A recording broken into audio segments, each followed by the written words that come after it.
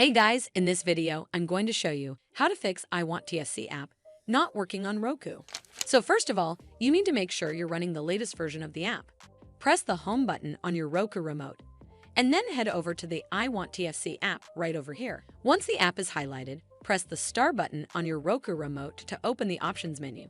Now it's loading the channel information, and then eventually it will pop up with a menu that gives you some options.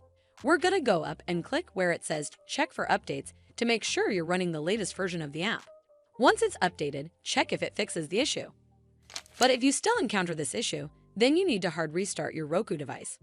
So the first step is to turn off your Roku device using the remote. Then unplug the power cable from the power outlet. Wait for 3 to 5 minutes, and then plug the power cable back in and turn it back on. This should fix the issue, but if it doesn't, then you need to completely reinstall the iWantTFC app. From the home screen, head over to the iWantTFC app right over here. Once the app is highlighted, press the star button on your Roku remote, and then click on Remove Channel from the pop-up menu. It's going to ask for confirmation, so click on Remove to uninstall the app from your device. Once uninstalled, press the home button on your Roku remote. From here, we're just going to use our remote and scroll down until we get to where it says Streaming Channels, and then click OK on your remote.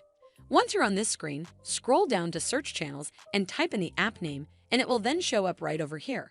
Scroll over to the right, and then click OK on your remote. Then we're going to click OK on where it says Add Channel to install it back on your device.